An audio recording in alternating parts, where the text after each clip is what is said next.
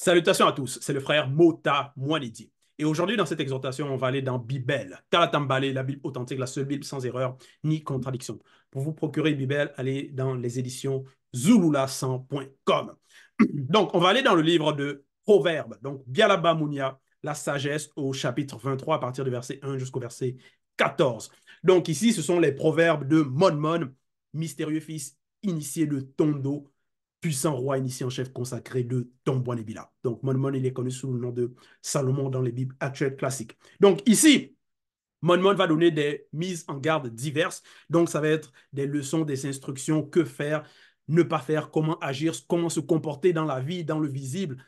Donc, en cela, au verset 1, il dit, il est écrit, quand tu es assis à la table d'un homme important non initié, virgule, considère bien qui tu as devant toi. Point. Donc, il donne un cas. Quand tu es assis à la table, parce qu'il peut arriver des moments où on est amené, on est peut-être invité à des différentes occasions pour donc être en compagnie de non-initiés.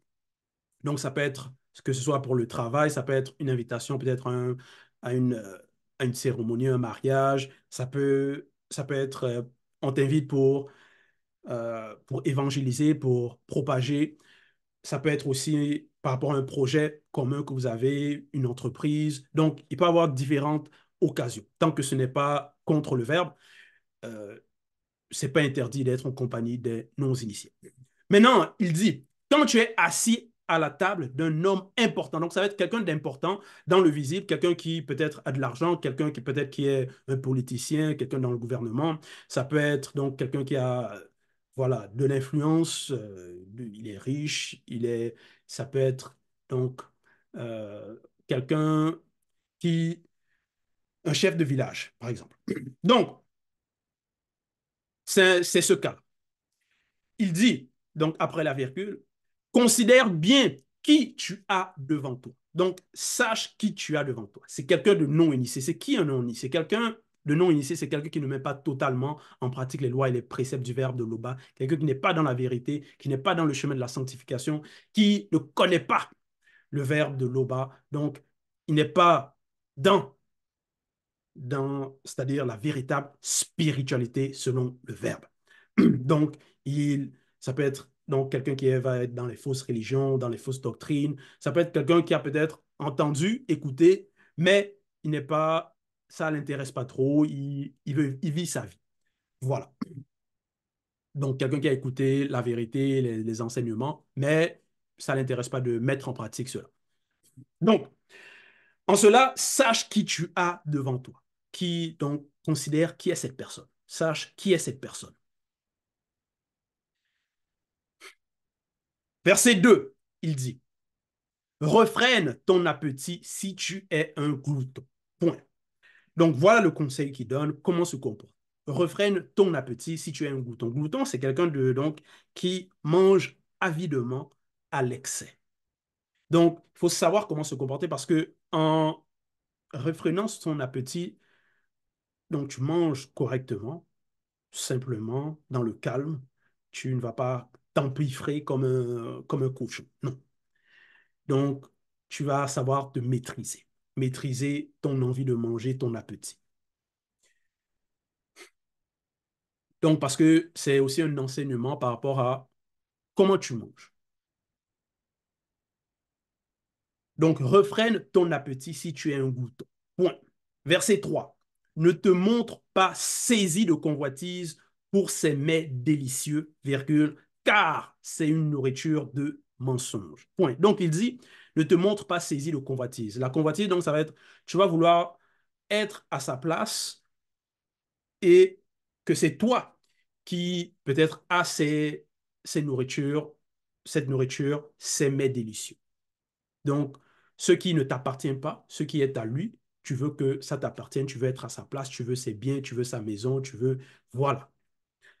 Donc, il ne faut pas convoiter ce qui ne t'appartient pas, il faut se contenter de ce qu'on a selon le verbe. Donc, il dit, ne te montre pas saisi de convoitise pour ces mets délicieux. Et il dit, car c'est une nourriture de mensonge. C'est une nourriture de mensonge. Parce que si tu convoites ce qu'il a, tu convoites sa position, donc ça veut dire que tu voudrais être un non-initié. Donc, c'est-à-dire, tu te laisses enseigner, tu te laisses corrompre par cette nourriture-là. Et donc, tu reçois un enseignement mauvais, tu acceptes cet enseignement mauvais. Et c'est ça, donc, le mensonge que tu acceptes si tu commences à convoiter, tu veux être à sa place et par ses mets, tu veux maintenant être comme lui.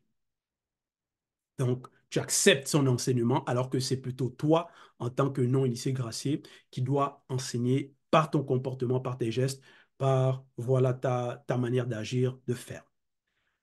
Donc, ce n'est pas la nourriture, à cause de la nourriture maintenant, que tu vas commencer à délirer, tu vas commencer à vouloir faire tout ce qu'on te dit, à t'empiffrer, à, à voilà. Pour un mais, pour un bien, tu peux donner, donc sortir des propos flatteuses, flatter les personnes, tu peux dire des paroles qui sont contre le verbe. Donc, non.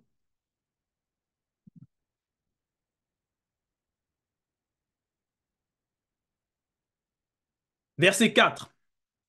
Ne te fatigue pas à courir après la richesse plus que le spirituel. Deux points. Cesse même d'y penser. Donc, voilà un autre conseil qu'il donne, que Monmouth donne.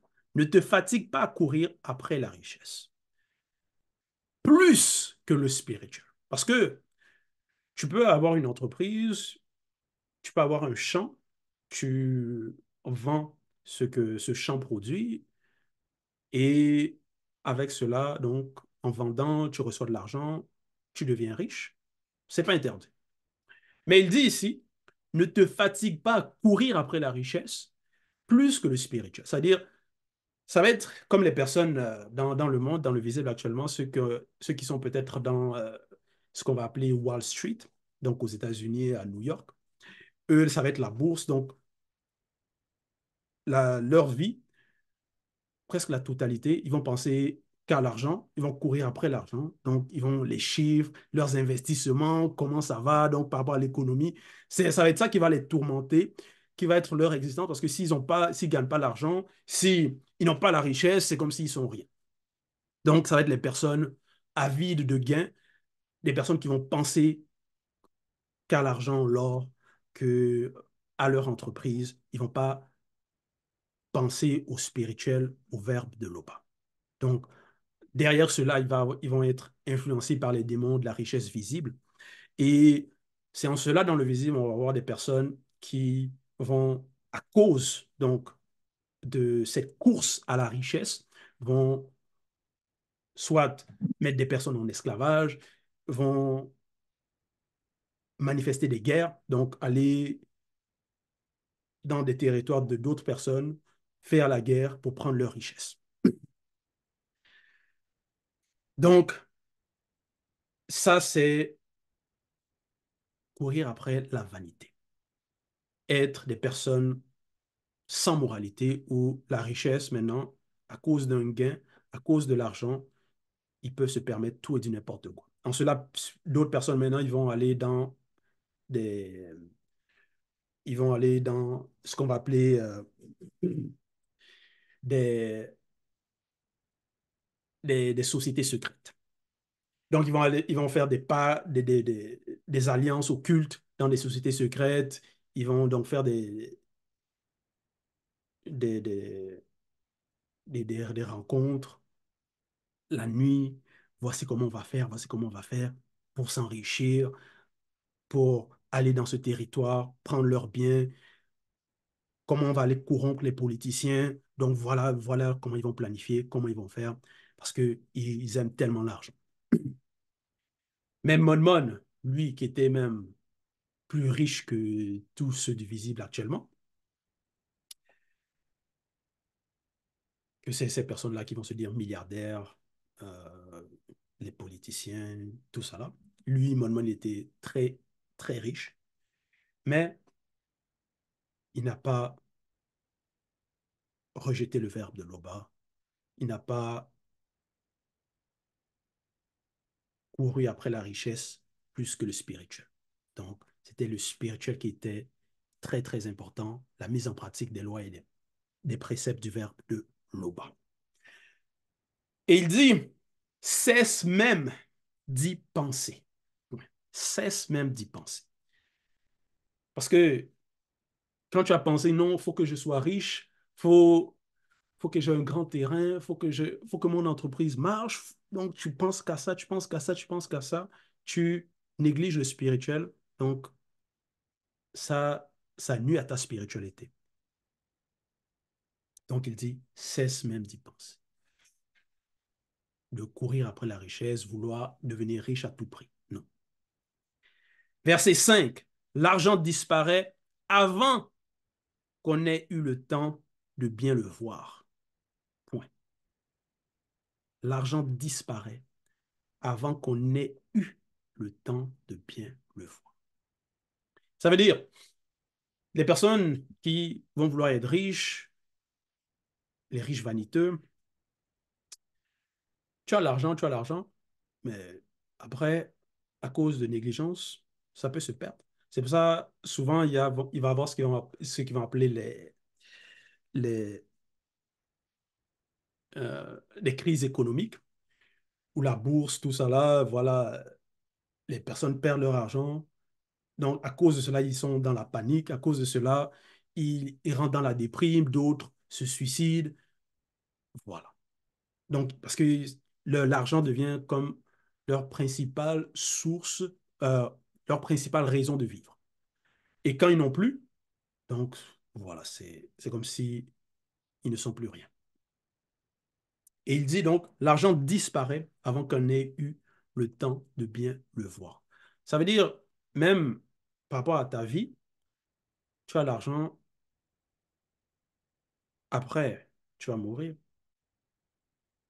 Donc, cet argent-là, même si tu as vu pendant un instant, eh, tu n'as pas réellement eu le temps de bien le voir, ça veut dire de bien profiter de cela. Ça va pas être éternellement, tu vas profiter de cette richesse, de cet argent. Parce que la vie dans le visible est si courte. Après la chute, des chutes.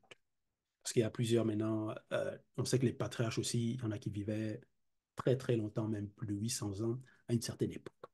Mais en cette époque, tu vas vivre peut-être 100 ans, 120 ans, 80, 70 ans. Donc, tu vas travailler. Si tu peut-être tu travailles, tu veux à tout prix l'argent. Après, tu te focalises là-dessus. Après, tu as 65 ans, 70 ans, tu as un peu de biens, tu vas à la retraite, tu meurs. C'est très, très rapide, c'est très vite.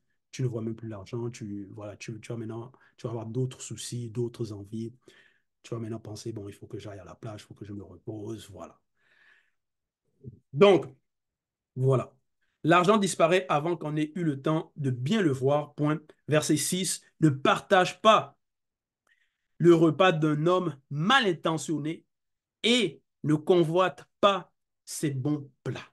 Point. Donc, il dit maintenant ici, ne partage pas le repas d'un homme mal intentionné. Donc, quelqu'un de mauvaise vie, quelqu'un euh, qui verse le sang, qui a des mauvaises intentions en ton égard, qui ne te veut pas du bien. Donc, tu vas partager le repas avec cette personne comment? C'est en cela, souvent, bon, plusieurs personnes maintenant, ils vont parfois aller manger avec certaines personnes et on va les empoisonner. Parce que ça va être des personnes mal intentionnées. Ils n'ont pas su discerner que ces personnes sont malhonnêtes, n'ont pas de bonnes intentions en leur égard. Ils vont manger en leur compagnie, ils ne savent pas qu'est-ce qu'ils ont mis dedans, dans la nourriture, et voilà. Ils vont périr à cause de cela. Ne partage pas le repas d'un homme mal intentionné et ne convoite pas ses bons plats. Ne convoite pas ses bons plats. Donc, n'aie pas envie d'être à sa place, d'avoir ses mets, que peut-être toi, tu manges le riz simple, tu manges des pâtes avec le poulet, et lui, peut-être, il mange du homard, le steak, et toi, ta situation, bon, tu manges par rapport à tes moyens. Et tu dis, bon, là, tu médites, tu vois ses plats, sa nourriture, j'aurais envie d'être à sa place. Non, non, non. Ne convoite pas, parce que lui, c'est quelqu'un de malhonnête. Tu veux être à sa place, pourquoi? Tu le sais bien pourquoi. Concentre-toi sur ta sanctification, ta vie, ton... euh, tu remercies l'Oba par rapport à ce que tu as, parce que la manifestation de la grâce vaut mieux que sa nourriture, ses biens, peut-être sa maison, tout ça. Verset 7. Car il ne pense pas ce qu'il dit, deux points. Mange et bois, virgule, te dit-il, virgule, mais en réalité, il ne te veut aucun bien. Oui, donc il peut prendre, donc dire des propos, prendre, faire semblant que non, vas-y, mange, bois, c'est bon, viens manger, donc ça va être agréable, on va passer du temps, voilà, donc il va faire semblant que c'est une bonne personne, il veut de ton bien, mais derrière, c'est quelqu'un de mauvais, malhonnête, mal intentionné. Et d'autres maintenant par rapport ici, parce qu'il dit mange et bois, te dit-il, mais en réalité, il ne te veut aucun bien. Bois aussi, parce que d'autres maintenant, ça va être par rapport à la boisson, l'alcool. D'autres vont mettre des substances, donc la drogue, des choses comme ça, dans les boissons aussi, pour profiter des personnes, pour, euh, par rapport à tes facultés, t'affaiblir, afin que tu sois sous ou, ou drogué. Ainsi, tes capacités intellectuelles, tes capacités par rapport à tes facultés soient altérées, faibles. Donc, tu es dans la faiblesse, dans l'ivresse ou dans la drogue, donc dans un état second. Et en cela, d'autres, par rapport les femmes, ils vont abuser les femmes en les mettant dans cet état-là. D'autres, par rapport aux hommes, ils te mettent en état d'ivresse et ensuite, ils volent tes biens, ton téléphone, ton cellulaire, tout ça. Donc, voilà l'ajustement des non-initiés, des blancs et des sans-mêlés, des personnes dépourvues de spiritualité selon le verbe. Et Mon met déjà en garde par rapport à cela. Donc, en cela, il faut se méfier des personnes. Il faut se méfier.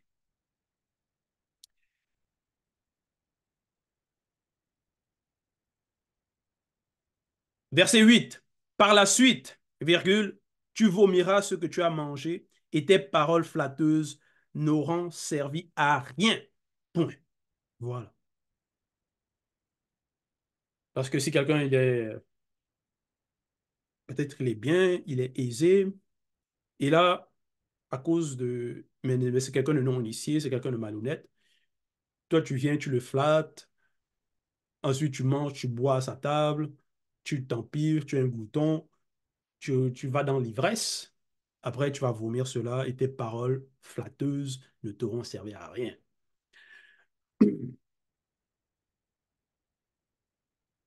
Verset 9. N'essaie pas de te faire écouter d'un insensé. Deux points. Voilà. Parce que l'insensé, c'est quelqu'un qui n'a pas la raison. Il n'a pas la logique. Donc, c'est quelqu'un réellement qui ne sait pas réfléchir, qui quelqu'un qui n'est pas intelligent, qui n'aime pas l'instruction. Donc, vouloir te faire écouter de cette personne, tu peux insister, tu peux crier, tu peux donner des leçons, mais je t'avais dit ceci, je te dis ceci. Lui, il est, il est dans un autre état. Il est dans d'autres raisonnements illogiques, donc de, des raisonnements d'insensés, donc qui n'ont pas de sens. Donc, même si toi, tu as le sens, tu veux le ramener là-dedans, dans le droit chemin, lui, en tant qu'insensé, lui, ça n'intéresse pas. Il va voir que non, c'est plutôt toi qui es dans l'erreur, c'est plutôt toi qui ne le comprends pas. Donc, voilà. Donc, tu peux insister, insister, mais il va rester braqué dans sa voie. Donc, n'essaie pas de te faire écouter d'un insensé, deux points.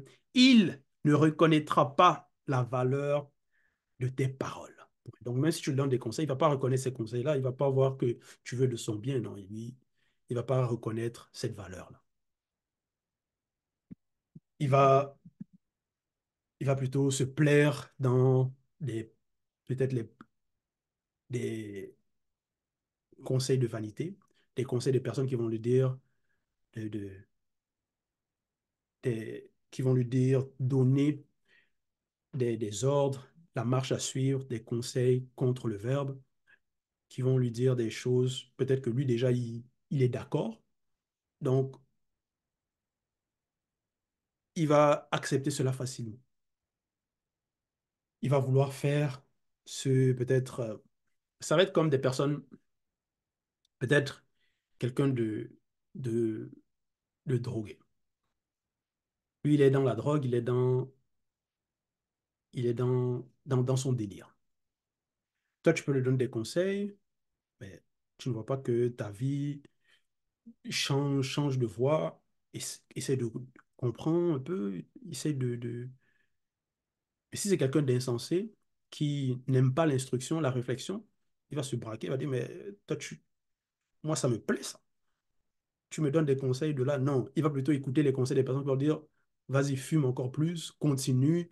Des personnes qui vont lui dire, oui, donne l'argent pour qu'on aille te chercher. Donc, voilà son délire, voilà dans quoi il va se plaire.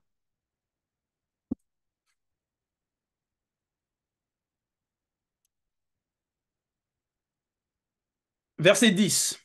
Ne déplace pas les bornes posées autrefois selon le verbe, virgule, et ne cherche pas à t'emparer du terrain des orphelins connus. Point. Donc, il dit, ne déplace pas les bornes posées autrefois selon le verbe. Parce qu'il y a certaines personnes mal intentionnées qui savent que non, voilà la limite de son terrain, voilà les bornes, voilà peut-être les limites de son territoire, voilà. Et il va vouloir déplacer, il va vouloir dire non, il sait en lui-même que c'est pas là, mais il va vouloir déplacer cela, dire que non, mon terrain, ça va jusque-là, ça allait jusque-là, alors que c'est pas le cas. Donc, il va vouloir prendre ce qui ne l'appartient pas, le terrain des autres. En cela, il va voir maintenant euh, des disputes, des malentendus, des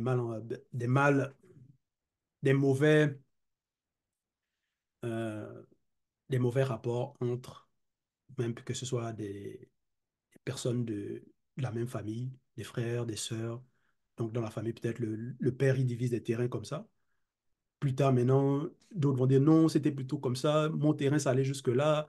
En cela, ils peuvent se faire la guerre, s'entretuer pour cela.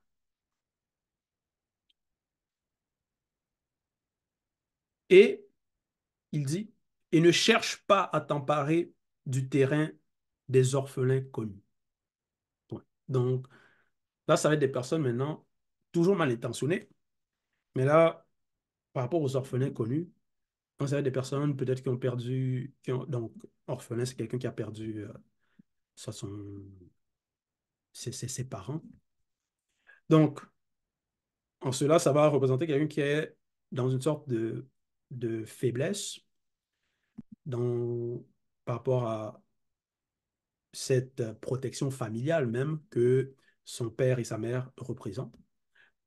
Et maintenant, les personnes très, très mal intentionnées qui voient cela, qui voient ce faible, cet orphelin, qui n'a pas cette protection familiale par rapport à, comme j'ai mentionné, ses parents, ils vont vouloir prendre son terrain parce qu'il va dire, mais qui va te défendre? Qui va venir dire que ne fais pas ça à cet enfant, ne prends pas ses biens, ne prends pas son héritage, qui?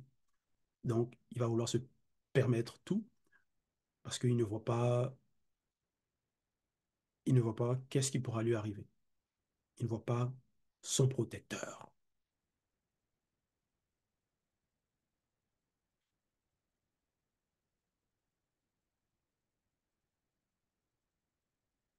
Verset 11. En effet, virgule. En effet, virgule. Donc, il dit, ne cherche pas à t'emparer du terrain des orphelins connus. Donc, n'agis pas de la sorte. En effet, virgule. Parce que ils ont un défenseur puissant, virgule. Donc, même si tu ne vois pas son père, sa mère, ses parents,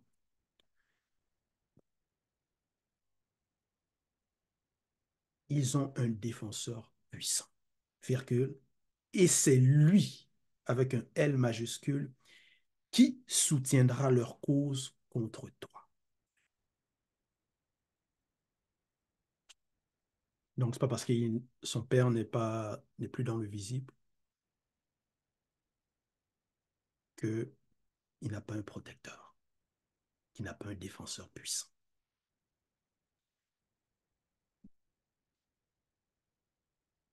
Et même, ça ne veut pas dire que, ah, c'est parce qu'il a un défenseur, c'est à cause peut-être du danger que tu te mets à l'abri, c'est-à-dire tu ne vas pas opprimer l'orphelin connu, que tu ne vas pas prendre ses biens.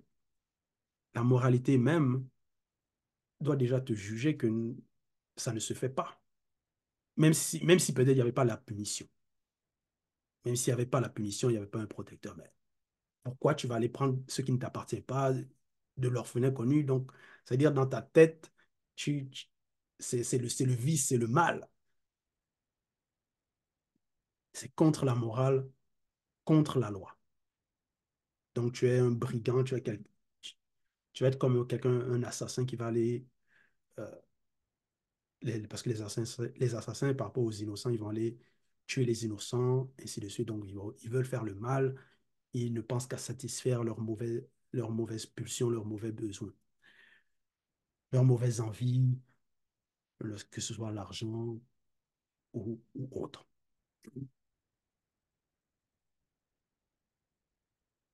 Mais néanmoins, il y a la loi. Parce qu'il y a la loi, tu vas contre la loi, il y a des conséquences, parce qu'il y a des entités derrière. Et au verset 12, il dit, ouvre le chemin de l'éducation spirituelle que tu reçois à ton esprit, virgule, et tes oreilles aux leçons de l'expérience. Donc, ouvre le chemin de l'éducation spirituelle que tu reçois à ton esprit. Donc, parce qu'il y a l'éducation spirituelle, l'éducation sur le fait. Donc, il faut aimer l'instruction, aimer les lois, les préceptes, aimer la sagesse. Et tes oreilles aux leçons de l'expérience. Parce que Moine, il donnait des leçons et lui-même, il avait aussi l'expérience. Parce qu'il est passé par, il a appris, il a été initié, donc, et il a connu, il s'est posé beaucoup de questions par rapport au visible et donc, il est habilité à donner des leçons parce qu'il a l'expérience. Donc, ouvre, c'est-à-dire, il faut écouter, être attentif aux instructions que les prophètes vont donner, les patriarches, les matriarches, que les initiés vont donner. Verset 13. N'hésite pas à corriger ton enfant selon le verbe. Point. Voilà. N'hésite pas. Quelques bonnes corrections ne le tueront pas. Quelques bonnes corrections.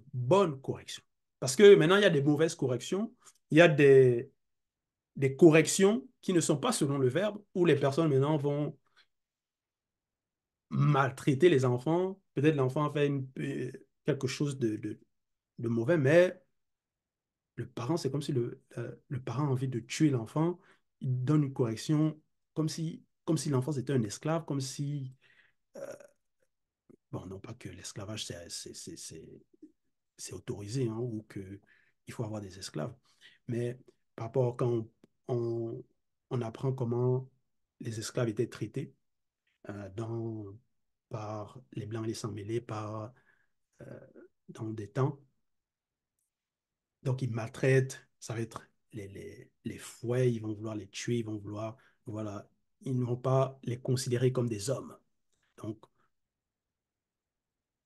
Et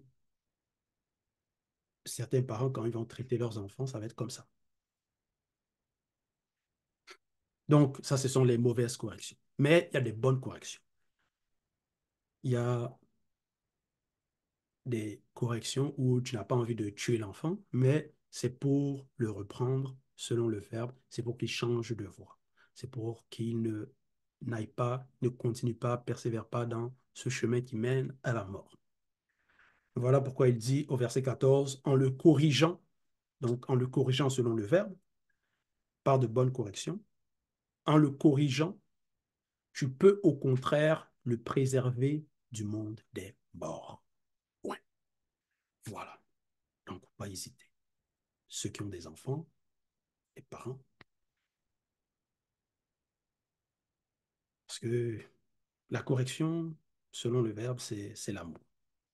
Voilà. Voilà l'exhortation. Toute gloire et tout honneur à l'Oba, le Créateur unique, vrai et véritable.